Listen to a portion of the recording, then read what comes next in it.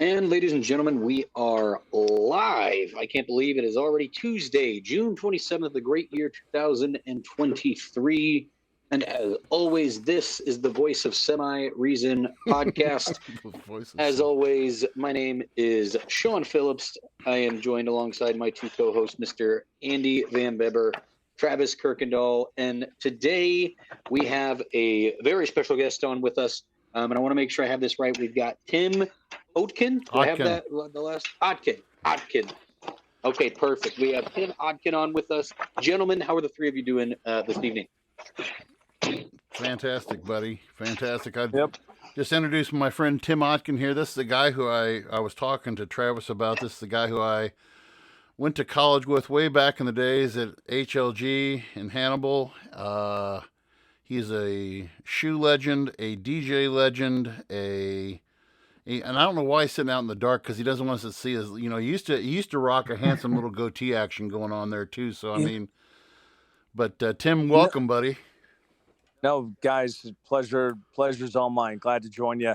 And I'm sitting outside because it's so nice out, and figured I'd just, if this goes south, you won't know it. No one's going to know what I look like anyway. So, got a double protection here. We didn't have him sign the witness protection clause. That's too bad. So, but no, we how you guys' week? How's your week been going there, Travis? I haven't seen any high flying posts this week.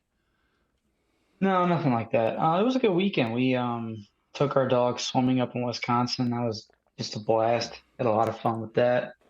Then we did some shopping, normal errands on Sunday, and right back to work and back to reality on Monday. So pretty good. Well, and I saw you were down in my home. It was kind of funny. Travis messages like, "Oh, I'm in Springfield." I was like, "Oh, my hometown." Yeah, I was there Friday. Tim, he was actually down in Southern View is where he was at. He climbed a tower down in Southern View, so. Yep, not too far from us, not at all. So, but Sean, how was your weekend, pal? No, it has been crazy as we get ready for the new kiddo to arrive. Probably going to be at any day now. We're hoping that she waits 6 more days, but we'll see. It's been super crazy all over the place here. That's sooner than you guys were expecting, right?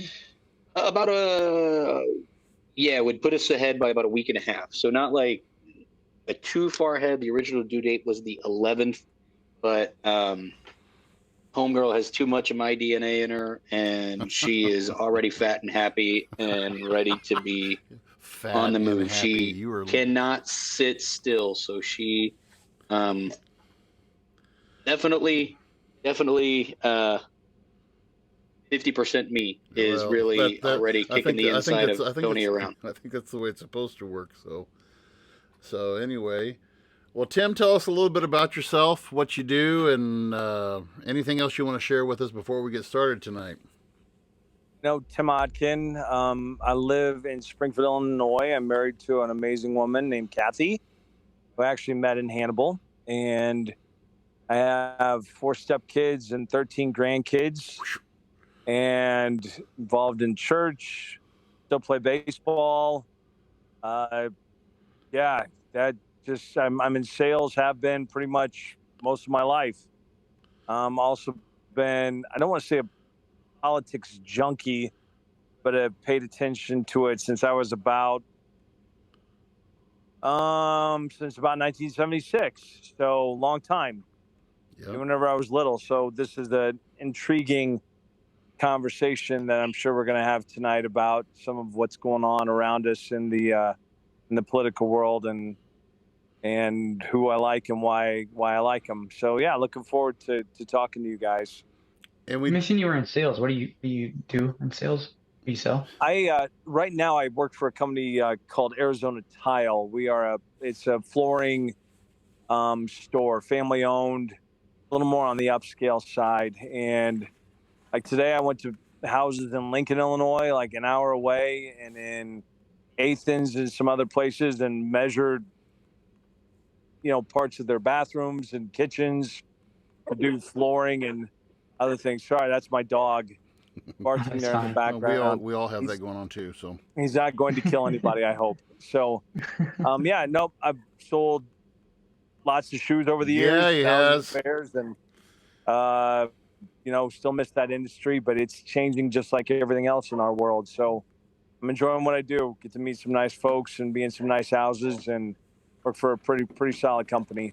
Tim Awesome. Tim, I think Tim was my shoe guy for close to, I'd say off and on for probably 15, 20 years between Long time. Yeah. And, we were talking about tonight before you guys came on, we were scrolling through some of our old conversations, and he still remembered my shoe size and what brand or what kind I wanted. So that's how you got a good shoe guy right there. So I said, I can't remember important things, but I can remember Andy Van Beber needs a size 14 wide, almost extra wide, and a shoe made for someone that underpronates or slightly supinates. So yeah.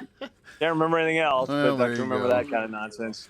We do want to thank Tim for being on tonight, because he has fulfilled a task that we have pretty much tried to undertake since we started the podcast. Back in the old COVID days, and that was to get someone on who was a supporter of Donald Trump, and just kind of hear, we here at the Voice of Reason, for those who know and who have been with us, know that we pretty much just like each side has their fantastic politicians, and we give equal creed to both sides on how much so tonight we wanted to invite Tim on and just kind of talk a little bit. And Tim, I'll just go with this. If you want, you say you followed politics since 1976. Let's go back to say 2015, and we're talking like this is after 8 years of Obama. And if you remember, we had a large group of Republicans that were running. What were your thoughts on that? And was Trump going to be your original pick in the 2016 primary? No, Trump. If you don't mind, if I could give you a little history. Sure. So, it's in '76 when I was 5, which again I'm not a prodigy by any means, but I can remember my mom and dad having a huge fight because mom voted for Jimmy Carter and dad voted for Gerald Ford. And dad was just like, how in the world could you vote for a Democrat? Even though we weren't a big politics house. Then in '80 when Reagan ran, I thought he was it, because, we knew that was before, like, even I doubt they still have. We used to get, I think it was called a weekly reader. Yeah, man. In grade school. Yeah. Do you remember that? Oh, I remember weekly reader. Yeah. And they were talking about, inflation and it being so high and why it was so high. They were relatively fair on it. And I was like, yeah, that makes sense. Because I can remember mom and dad going on about, gas being expensive and what was involved with that. So I was all in for Reagan. I thought he was it. 80 and 84, Bush, wasn't a big Bob Dole fan, but voted for him because I thought Clinton was kind of a slimy ball, even though he, took care of his people. Yeah. Definitely not a big fan of John McCain, but we went and saw Sarah Palin when we were out in Colorado and liked her. And then, I can't even remember who ran against Obama the second time around. Who was that? That shows how not memorable they were. That was Mitt Romney. Mitt Romney. Yeah, not a big fan there, but didn't care for Obama a whole lot. But when it came down to, I think whenever I was 10, Eisenhower Elementary School in Jacksonville, Bob Michael, who was he was a U.S. House of Representatives member from Illinois, served like 38 years. He came to our school, and they opened it up to questions. Of course, like an idiot that I was then, as I still am now, man, my hand's up, and I'm about to have a conniption, raising it, hoping that Bob Michael's going to call on me. And I asked him a question. It was an innocuous question. I was 10. It wasn't like I was asking about foreign policy or anything. And Bob Michael totally blew my question. Like he danced around it, but didn't answer it. And that stuck with me because, originally Trump was not my guy. we like Ted Cruz, and we actually went and saw. We went at 10 o'clock at night to see him speak at one of the churches here in town. Me, my wife, and two of the grandkids. We went out there and got stuck because it rained, and like my car got stuck in a rut, and somebody had to push us out. But we were in for Ted Cruz, who we liked because he was, very conservative, which I am, and we liked him a lot. And then he just started to, and he is most of what I can remember. What he said he did, or he was going to do, and he did it, and that's so foreign in politics that it was refreshing to me. Not again, that's kind of where we were in 2015. Cruz was initially our guy, and then when it looked like it was going to be Trump, that's where we went. So, did you? What was your initial thought initial thoughts on Donald Trump? What when you saw when he became the front runner and he came out and you're like, okay, did he strike you a certain way, or was it I can't go with the Democratic platform, so I have to go with this guy? How did you perceive Donald Trump at first? I didn't know because I didn't watch what was that show that he was on, The Apprentice. Right. I'd The never Apprentice. seen it, never watched it, have no idea. I mean, I remembered him in the 80s whenever he was the king of New York and doing all that stuff, and I knew he had a bunch of wives, and that's all that I knew about him. And so again, to have a politician who's not a politician be very direct in what he said and very straightforward. For I've been following this stuff for a long time, and I can't ever remember anybody that was like that. Mm-hmm. And I think that's where, I don't want to say he won me because I'm still, I mean, Andy, we know each other well enough. I'm still very independent, and I'm going to do what I think's the right thing. Mm-hmm. I don't care if everybody's against me or not. It doesn't matter. But we were all in at that point as soon as he was named the nominee. I was all in. What were you hoping, and if in 2016, what were you hoping that he would accomplish? What were your biggest concerns back in 2016 that you wanted to see him change or do? Well, with what Obama had done with a very hard left lean, a couple things that came to mind. I mean, we're very pro-life at our house. As believers, my wife has worked for Christ Pregnancy Center. We are incredibly pro-life, and so we're thinking, okay, we've got a Supreme Court that's going to have some guys and gals that are going to be stepping down here before long. We would love to see abortion, at least sent back to the states. That was one of the things. I hated NAFTA with a passion when that came in the early 90s. You guys see Champion clothing as a big thing now. Early 90s, if you had a Champion sweatshirt, you'd probably still have it today because the quality was great. NAFTA came in, they went to Mexico. I thought NAFTA was terrible. And that was the thing that I thought he would do. I also thought, we had too much free foreign product coming in the country without repercussion. So that was killing American jobs, and quality had just gone down the tubes. That was another thing. And militarily, man, you don't mess with the big guy, and you don't mess with the U.S. If I mean, who's going to attack us if our military is strong? So it was trade was one, abortion was another, and and from a business standpoint, love seeing stuff come back here and not letting China and Vietnam and those guys just totally, continue to send product here with no repercussion. And those were the things that's what I was looking for from him. So, and guys, jump in anytime because I don't want to be the only one talking. Mm-hmm. But so he gets in office. His first 100 days, his first 2 years, he's highly successful. We see a lot of things passed. Then after the midterm elections, Democrats take over the control of the House, and we start seeing all the Russia probe and all this stuff and everything. And I read an article. I forgot to share it with you guys today, but I got an article from CNN that said recently a government prosecutor guy by the name of John Durham released a report to Congress in May stating that the Russia probe that was done, try to get something on Trump should not have been launched at all. And this was, Yeah, I read that too.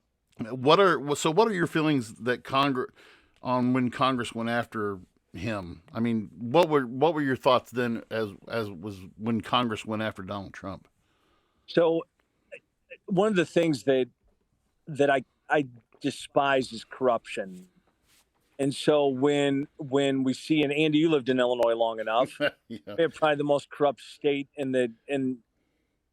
probably in the United States. Travis is in Chicago. Yeah. Travis is in Chicago, man. So he knows all about it. And so, when he started going after those guys that had been, I mean, how can you be in government for 40 years and have like 5 houses when you're making $140,000 a year, or whatever they get paid? Yeah. And so, it's going to, at some point, when those folks think that their lifestyle that they've created to get money from whomever, however, when that's going to end, they're going to try to do everything they can to go after him. And so, watching this, you're going, golly. I mean, you hope that he's not been doing the things they're saying, but when you see who the people are that are going after him and look at what they're doing, then you're thinking, okay, there's another part of the story. Mm-hmm. And that's kind of what we saw, or what I saw in that whole process. And I'm just like, again, hope that he's not doing the things he's saying, but it's kind of like you choose who to align yourself with. Mm-hmm. And man, some of those folks who are going after him, I can't think of too many things that they've ever done that I was like, yeah, that was a good thing. So yeah, again, you knew they were going to go after him, and they're still continuing to do that. Mm-hmm. And yeah, we're going to get to some of that here later on. I think what we want to do first, we have some clips tonight. We are going to present. We're going to do a few clips as we go through tonight. This was done from a interview last week with Fox News Brett Baier, who is not your typical Fox News guy. He's, I have respect. My whole thing with bias, and Tim, you'd probably, I tell my kids at school, it's like, well, what news do you watch? I said, I don't watch the news. I read it. Oh, yeah, me too. Because I don't like, but this was a clip from the interview last week, that Donald Trump did with Brett Baier, and I want your thoughts on these. So let's play the first clip, and hopefully you guys will be able to hear the audio. So we'll see what happens here. Give me a thumbs up, boys, when we go to it. Great, strong people. Okay. In 2016, you said that. I'm going to surround myself with only the best and most serious people. Well, I did do that. We had tremendous look. We had the best economy we've ever had. The world has ever seen. Your Vice President, Mike Pence, is running against you. Yeah. Your Ambassador to the United Nations, Nikki Haley, she's running against you. Your former Secretary of State, Mike Pompeo, said he's not supporting you. You mentioned National Security Advisor John Bolton. He's not supporting you either. You mentioned Attorney General Bill Barr, says you shouldn't be president again, calls you the consummate narcissist and troubled man. You recently called Barr a gutless pig. Your second defense secretary is not supporting you, called you irresponsible. This week, you and your White House called your White House Chief of Staff, John Kelly, weak and ineffective and born with a very small brain. You called your acting White House Chief of Staff, Mick Mulvaney, a born loser. You called your first Secretary of State, Rex Tillerson, dumb as a rock. And your first Defense Secretary, James Mattis, the world's most overrated general. You called your White House Press Secretary, Kayleigh Canadian, milquetoast, and multiple times you've referred to your Transportation Secretary, Elaine Chao, as Mitch McConnell's China-loving wife. So why did you hire all of them in the first place? Because I hired 10 to 1 that were fantastic. We had a great economy. We had phenomenal people in charge of the economy.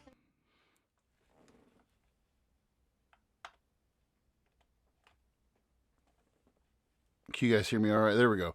Yeah. So, I just want your initial thoughts from after hearing that clip, Tim. What are your thoughts as you hear that? I'd listened to that a couple times, and before you just played it, man, I don't how, again, I'm not being an apologist. I'm trying to think, if I were in the same position, Mm-hmm. would I hire, because like, seriously, would you know who the best person was for a position unless you have people steering you that direction? Mm-hmm. Maybe he did, maybe he didn't. I mean, yeah, I look at some of the stuff those folks did. I don't even want to get started on Mitch McConnell and his connections to China. That's for another thing, Right. through his wife. But yeah, that's a great question by Brett Baer. Yeah. It really was. And again, I mean, I think of people that I've hired in positions to work for me in the past, where initially I think they're going to be great. Then they end up being terrible Mm-hmm. and wrecking everything and destroying, what we had built up in the area that I was supervising. And I'm going to give them the benefit of the doubt on that maybe you thought they were going to be great and they weren't. How do you determine whether somebody is worthy of that position that they were hired for? How could you even know? So when If somebody's a multiple-star general, you would think he'd be okay to be in that position, and whether he didn't do what Trump wanted him to or what, I don't know. Well, that's what I was going. That's actually what I was going to ask you next. Is based upon what some people, and I'll play devil's advocate here. Is some people just said that he wanted to surround himself with yes men, and when you dared to have an opinion with Trump, that was a dangerous thing. Do you agree with that? Or, I mean, you pretty much just said what you thought there, but I just kind of want to follow up with that. Yeah, I don't think so, because again, you don't have the kind of sustained business success that he has had if you don't have some people around you that are going to go, hey, that's not the best thing to do. I mean, that's why we depend on our wives. I mean, my wife doesn't agree with me. I don't even want to say what percentage of the time. She looks at things totally different than the way I do. And sometimes she's right. Sometimes she's not. But that's why you have people around you that are going to challenge you to push you a different direction. I mean, again, I didn't know much about Mattis other than he had that great quote that, what did he say, where people ask, what he thinks about it night, and he's like, the terrorists think about me, or something like that. I mean, that was a great quote. That was a killer quote. But yeah, I don't know. I mean, you put people in a position, and then you give them a shot, and then they butch it, and then you got to move on. But that's the problem with government, is that they normally don't move on.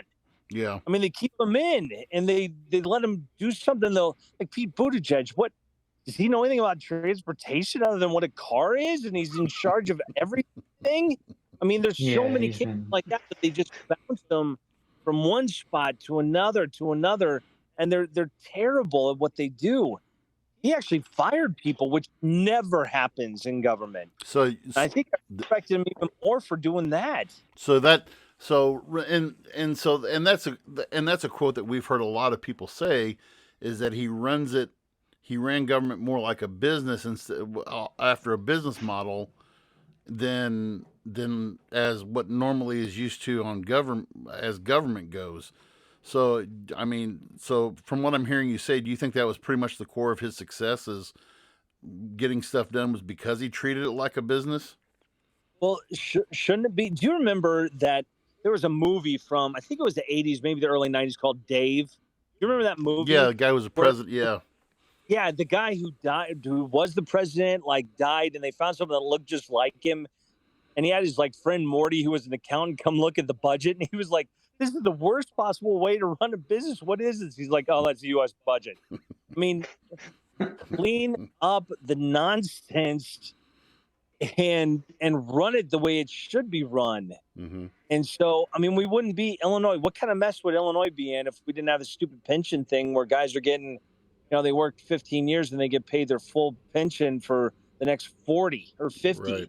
Right. You can't do that. No. And so he's cleaned some of that stuff up. And I got to give him credit, because he did a killer job the first 2 years, more than any other president of my lifetime. Mm-hmm. More than Reagan. So do you think when he makes those quotes about, and of course Trump didn't deny any of those quotes that he'd made, Hey, you're cut out. Can you hear me now? I don't have any audio of you. We lost you for a second, Andy.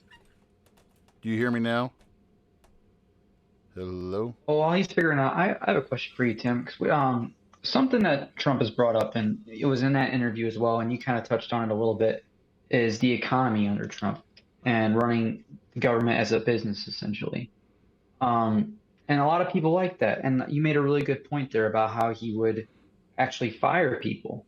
And for reasons, it could be either that, yeah, they were performing poorly, or it's just all those things that they claim he was. We don't really know. But that's a good point that you brought up there. With the economy, and I remember, I mean, gas prices were lower. We didn't have the inflation that we have now. I mean, there's a lot of factors you can look at from Trump's presidency to where we are now. I also look at numbers like, for example, 7 trillion increase in our debt during the Trump presidency. So I look at things like that, and some people claim that the things that happened in 2020 with the market crash and all that kind of stuff was bound to happen regardless before COVID had happened due to policies and things that were set in motion under Trump's policies. What's your take on kind of that?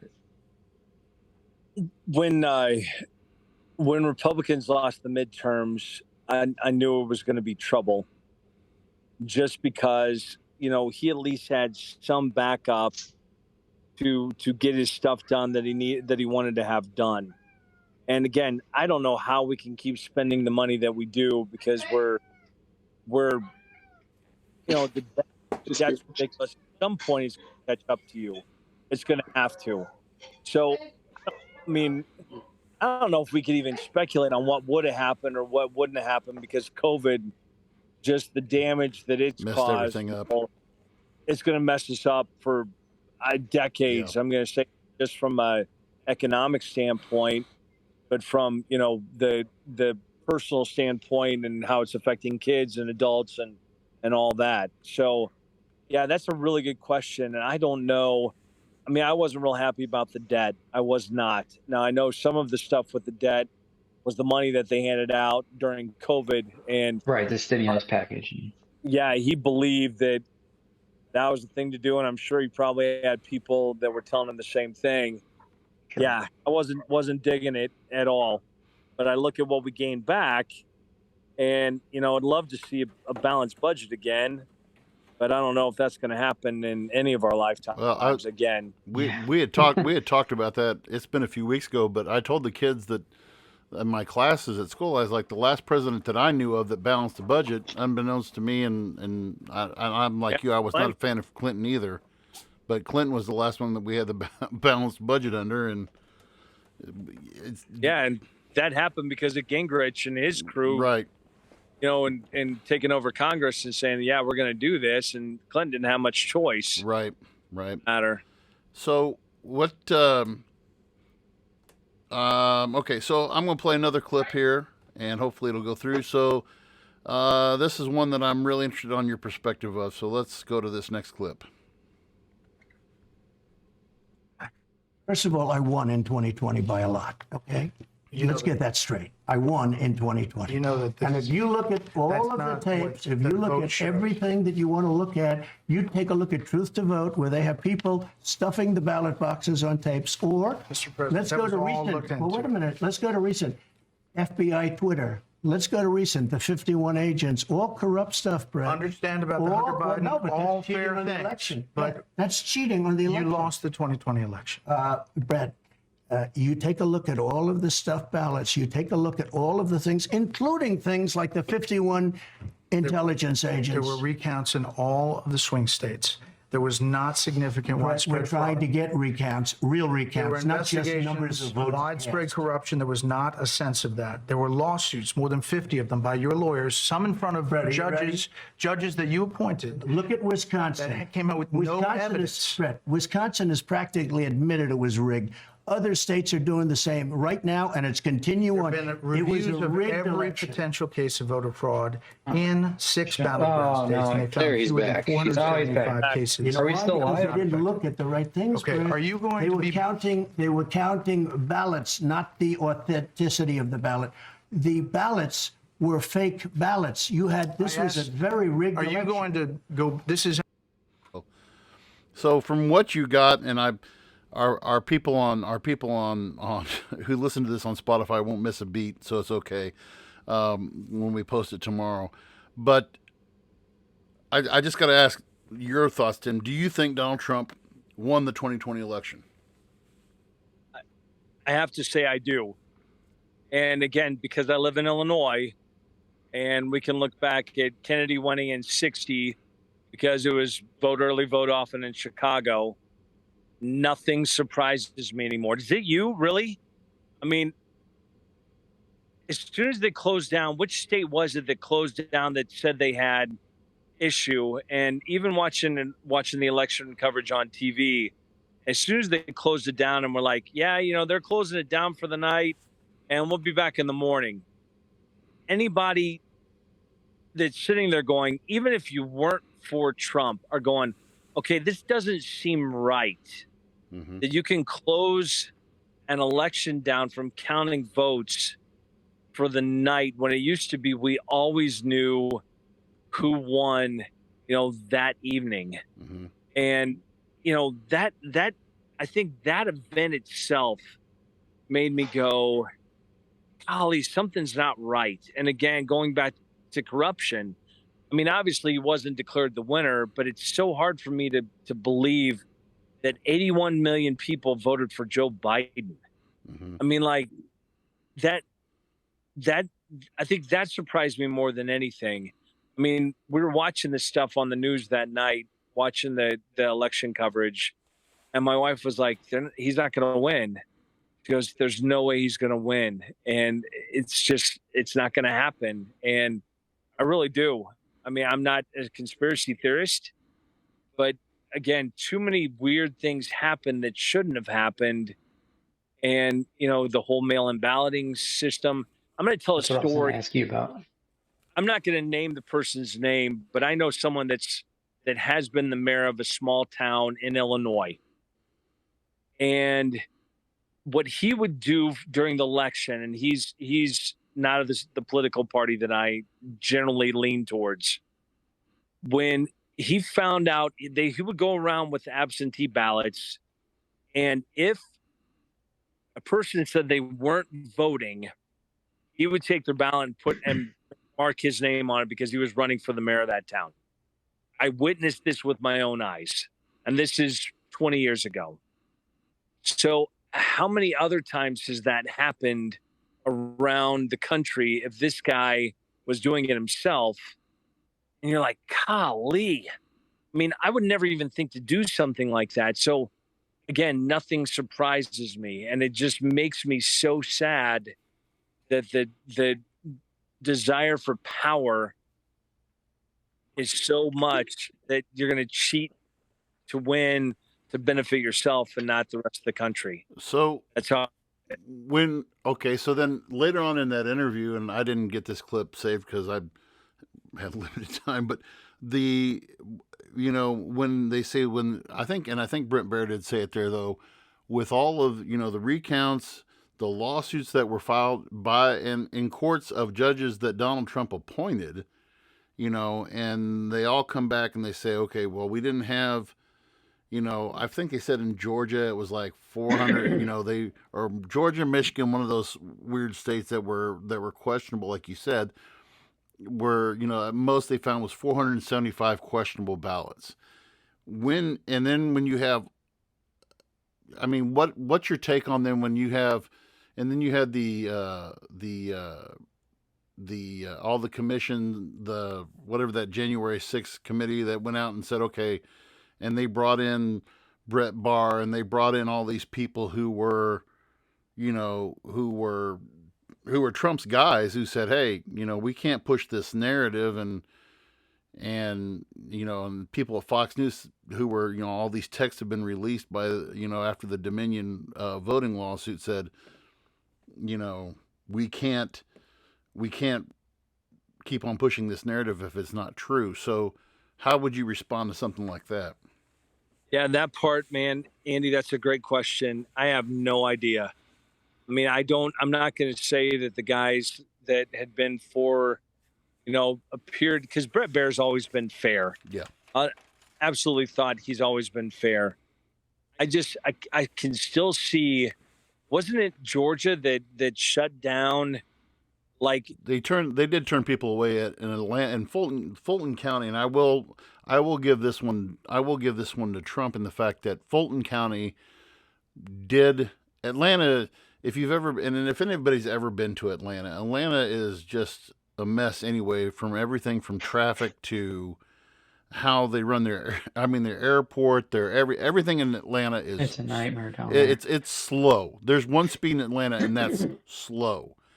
And when the fact that they still had people, and I remember seeing, I do remember this on voting night that they turned people away. It's like, okay, the polls close at 7. You're like, okay, but you still have this line of people who haven't voted yet, And I do recall that. So, yeah. What I'm referring to is when they shut the counting of the votes down. Right. And I can't remember if it was just Georgia. It was, I believe. There were at least a couple states where the votes were done, but they were counting them. And then all of a sudden they stopped, and they're like, "Yeah, we're gonna pick this up. We're closing it down. We're gonna pick up the count in the morning." And you're like, "What? How does that happen?" Mm-hmm. And that's the kind of stuff that, again, even if you're not a conspiracy theorist, if it looks wrong, man, most of the time it is. Mm-hmm. And so that's kind of how I saw that, that night where, what, if he lost, he lost. But there's enough shady stuff on that side that you're like, man, yeah, why don't you have to show an ID to vote? Why don't you have to do some of these things that you should be able to vote? And that's another topic. I will say that for Missouri. Yeah, I still tend to think, what? It's just, I'm so hard to believe that somehow Joe Biden got, 81 million votes, more than any other president in the history of the United States.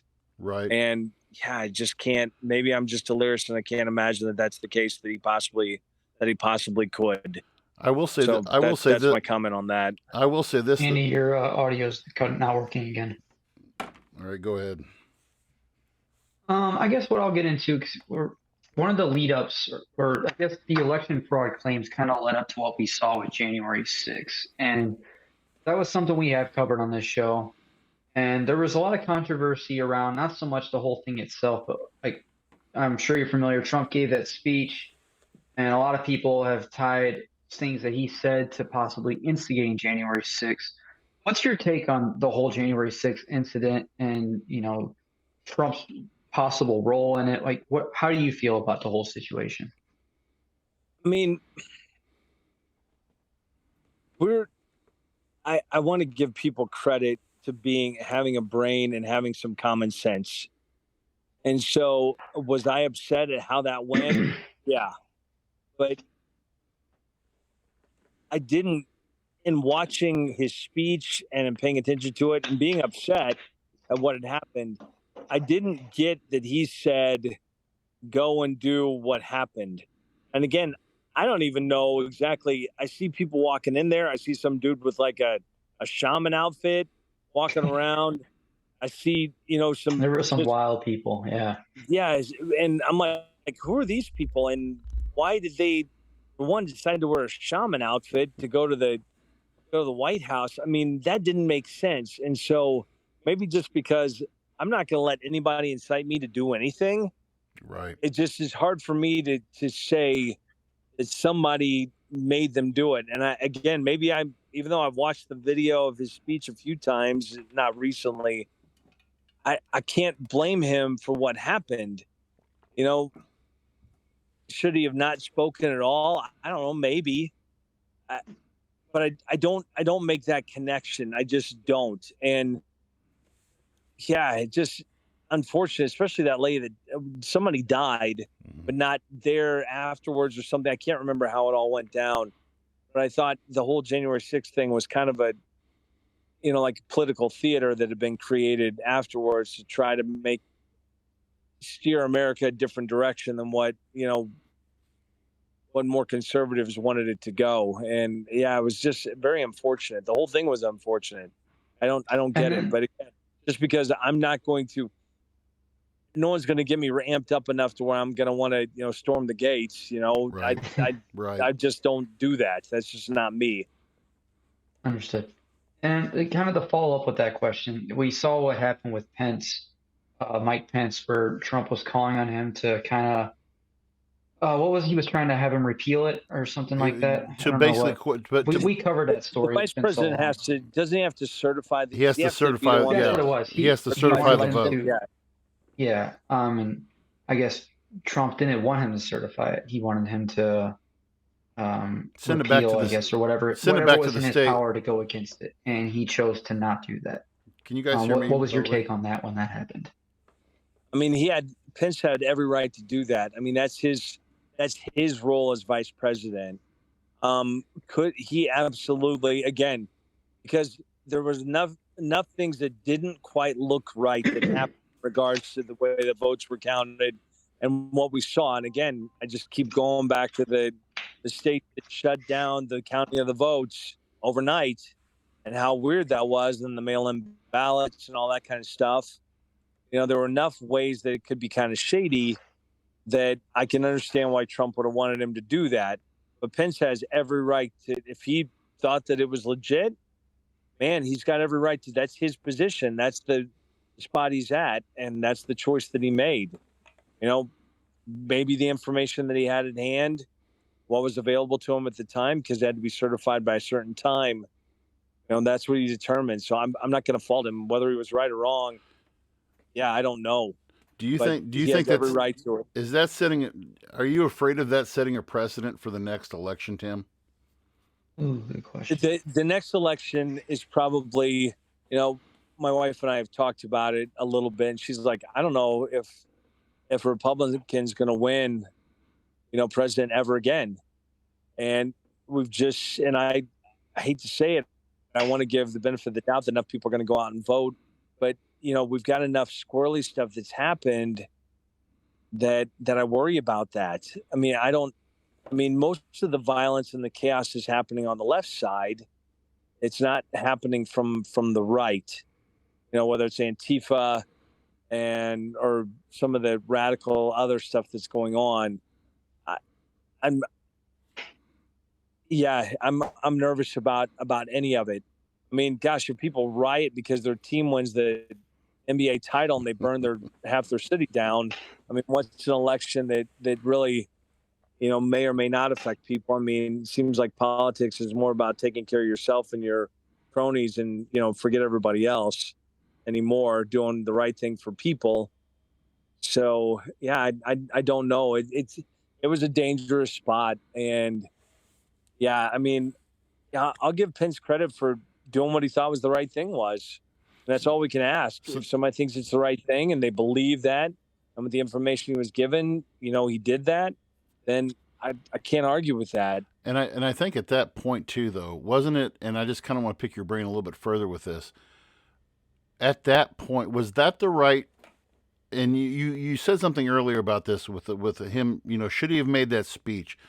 By that point, by January the 6th, certified. The only other time that we didn't know, and you can remember this, Tim, back in the 2000 election with Bush and Gore, we didn't know until what was like the last part of December who won that election. A while. And it took a while. And so we've seen this before, but don't you think though by January the 6th, the date set by the Constitution that says, okay, we're over, we're done with, you've lost your battles in court, you've lost your, we've done these recounts.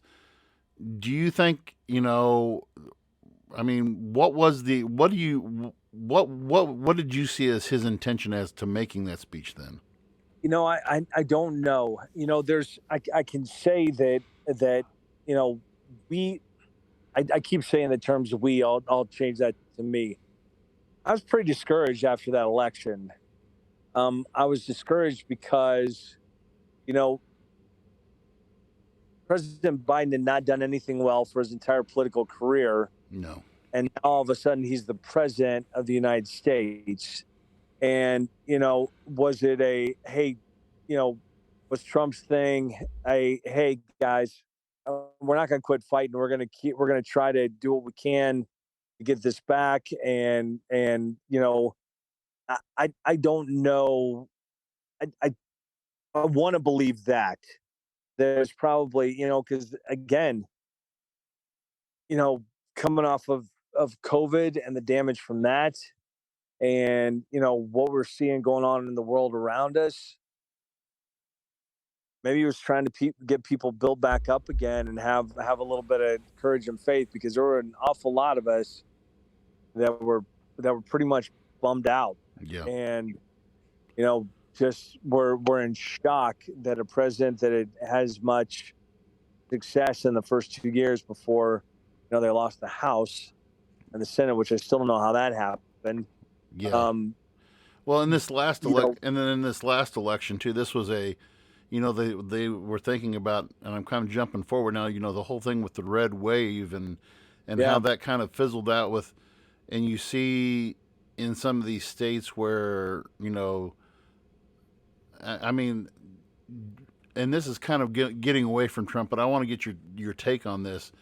Do you think that the Republicans put forth quality senatorial candidates in this last? I mean, you had your Herschel Walkers, your Doc Oz's. I mean, was this just, hey, we're going this is a bunch of crap, and we don't want to vote for, we're going to hold our nose and vote for the lesser of two evils? Or how did you perceive this last election? I hadn't paid. I mean, I just remember Herschel Walker's number 34 for Georgia, and it was awesome. And I wanted them to beat Penn State so bad, but they lost in the national championship. And what was that, 1980, I think. You're showing your age now, but yeah, go ahead. I know. Yeah, I even had a Herschel Walker jersey, I might add. So, I don't know anything about, I mean, Herschel Walker was a big deal in Georgia. And Dr. Oz, I don't know anything about Dr. Oz. I mean, he was on TV. I don't know if they chose the best people. I mean, you have to. I mean, Andy, I don't know. And guys, I don't know what the best person is now. Yeah. I mean, if you have convictions and you hold to them and you go out there, you can't stray from those, because when you get wishy-washy, you lose. I mean, the Bible says you're supposed to take a stand. Mm-hmm. I mean, you got to stand in the gap. Mm-hmm. And, that doesn't mean just some of the time. That's all the time. And so, I don't know. I don't know who else they would have put out there. I mean, I love that the guy that was the governor of Virginia won. We were out in Virginia, not too long after the election in 2022. And, we're hoping that, some of the conservatives would win. But were those guys really conservatives? Just like in Illinois. I mean, who was the guy from Chicago that ran as a Republican and a conservative? And he was no more conservative than my dog. Yeah, and my dog's actually conservative. I can't think of who that guy is now. Yeah, I know. I see him completely. So, yeah, I mean, yeah, I don't. Mm-hmm. I don't know if you can appeal to the masses. No, not anymore. But no. you have to appeal to right and wrong. And I don't even know if that flies with the crazy direction our country, that at least the media wants us to think that the country has taken, right? Which probably really hasn't. But they try to determine what they want us to hear and think and talk about, and that's not really the case at all. So, yeah, maybe not the best candidates, but Herschel Walker is a legend in Georgia. I can't believe they didn't win. Yeah. I mean, Raphael Warnock says he's a preacher, but he's for abortion. I don't get that either. Yeah. So, I mean, I didn't know he was a preacher. Like, Warnock's a I didn't know that Warnock was a preacher. I didn't know that. Yep. What are your thoughts for 2024 then? Like, is Trump still who you're leaning towards? Have you looked at other candidates on the Republican or Democrat side? I look at, like, DeSantis appears to be doing an amazing job in Florida. And, I mean, people are moving there like crazy. They have, he runs his state, appears to be very well. Trump is still my guy. But if Ron DeSantis is the nominee, I'm going to go towards him unless he does something terrible. And, that I can't, but I couldn't vote for a Democrat anyway. So, but yeah, Trump's still my guy. And, I do have to, I appreciate Brett Baer and how he did the interview. Mm-hmm. I thought he was fair, and Trump got across the points he wanted to get across. And I thought he was relatively clear, and I didn't get, I mean, the whole thing with the boxes and the stuff, I don't know about any of that. I won't believe anything until it's done. Let's play on any of that let's play. We got a few minutes left here. Let's just play that clip real quick, and just a quick clip about that, and we'll go. And I want to get your thoughts on the boxes and all that stuff too. This very sensitive national security defense documents, like the war plans for a strike on Iran. So like every other president, I take things out. And in my case, I took it out pretty much in a hurry, but people packed it up and we left. And I had clothing in there. I had all sorts of personal items in there, much stuff.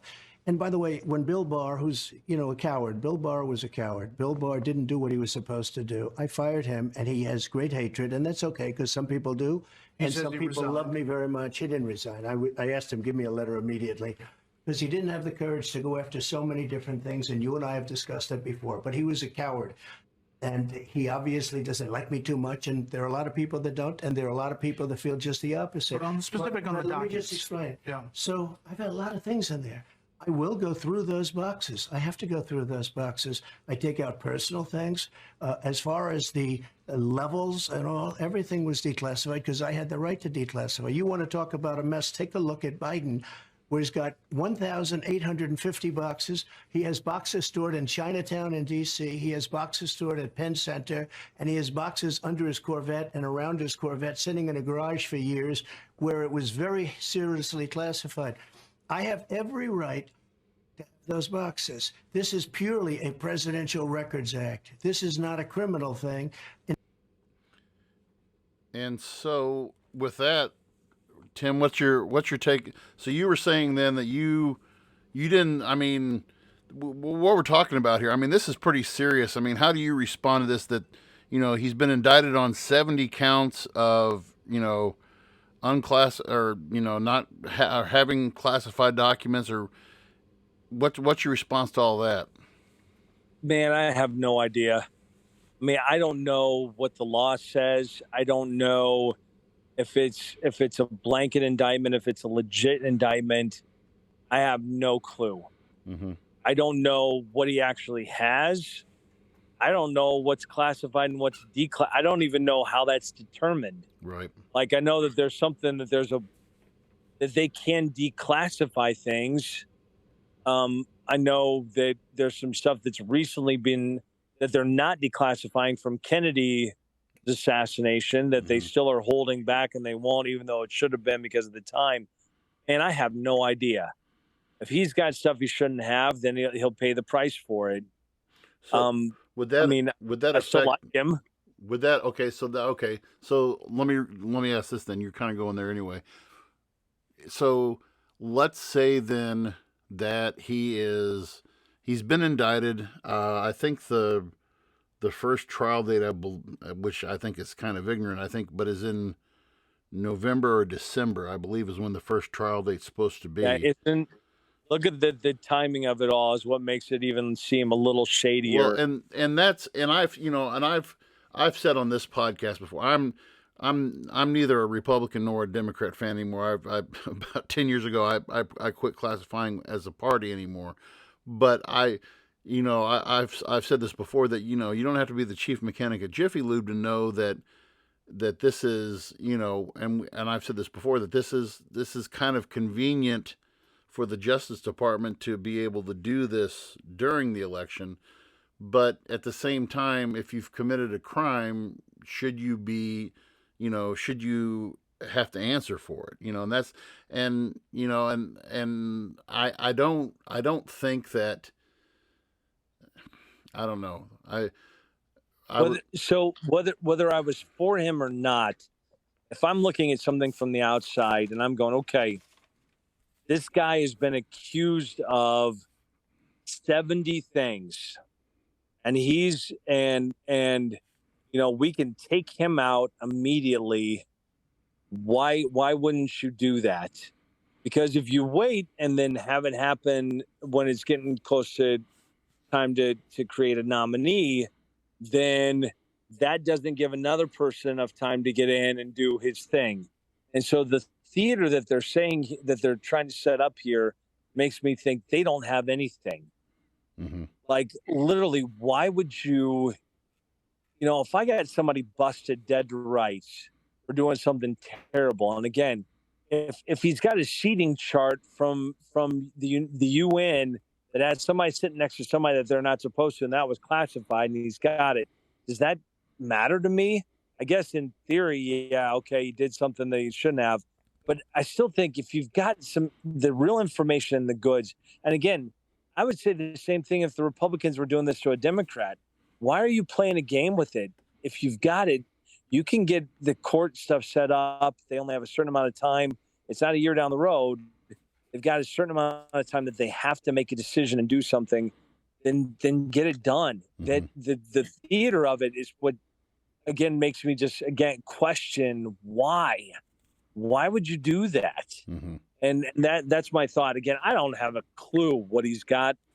Again, they went in and didn't they show up like at 2 a.m. or something? I have no idea when they executed. I don't know when they executed the warrant. So it was like literally. I'm pretty sure it was like literally like late at night, and went in and grabbed all this stuff, just grabbed everything. Mm-hmm. And I don't know what to say to that, Andy. I really don't, guys. That. Yeah, if he's got stuff that really was that big of a deal, okay. Mm-hmm. I don't like to use the excuse that, well, so and so did this or so and so is doing that.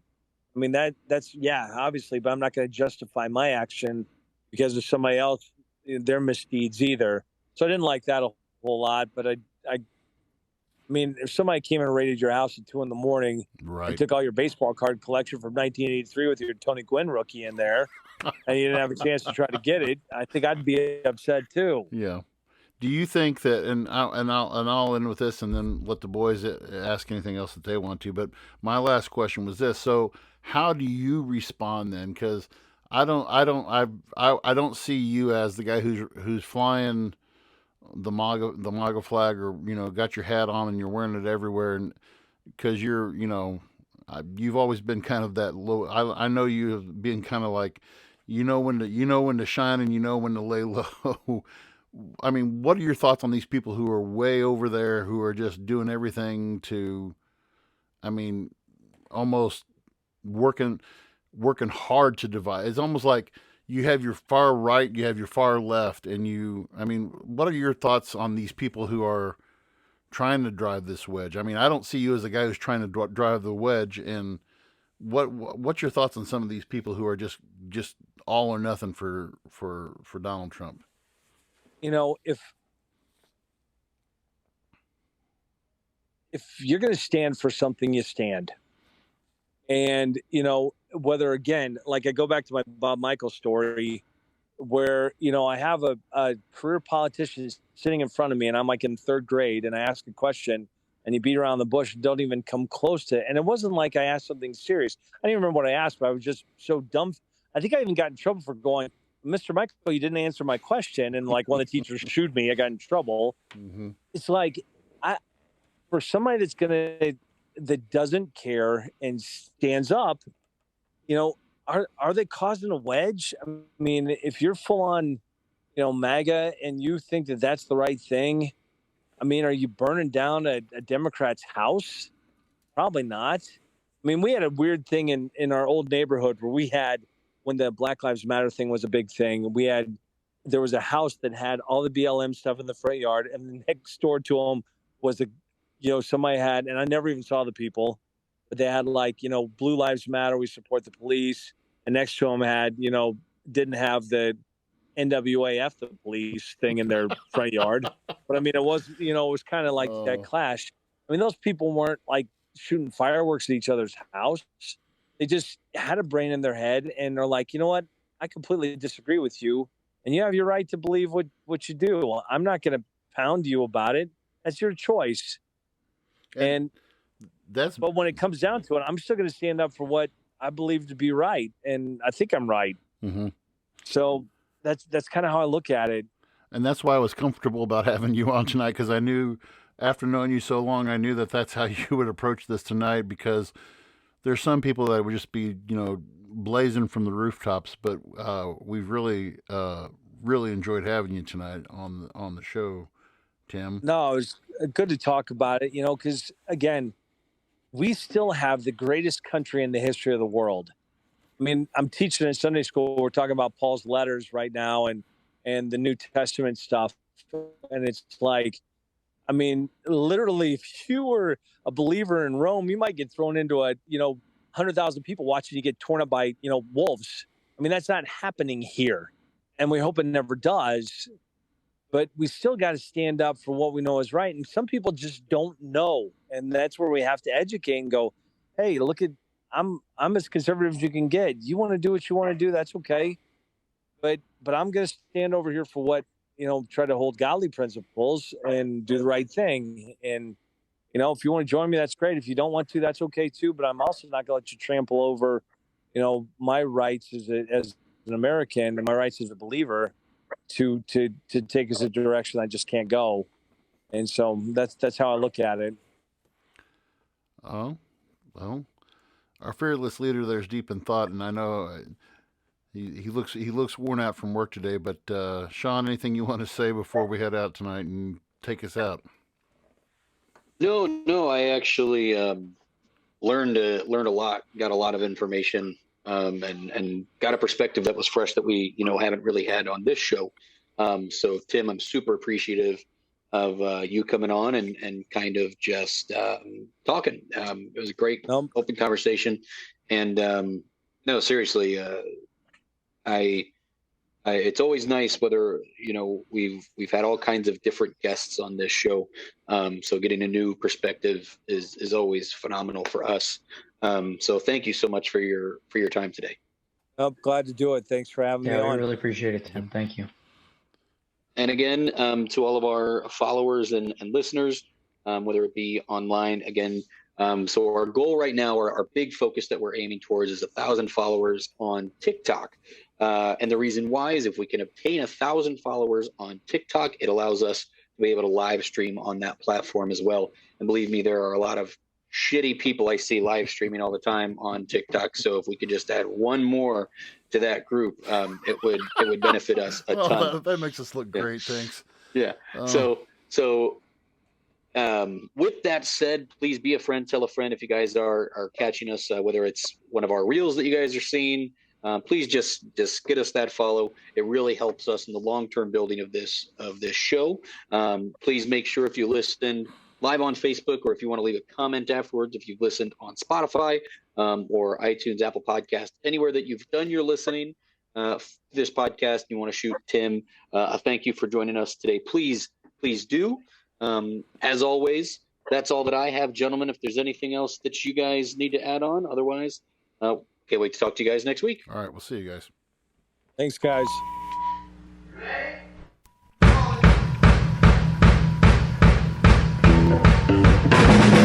Thank you.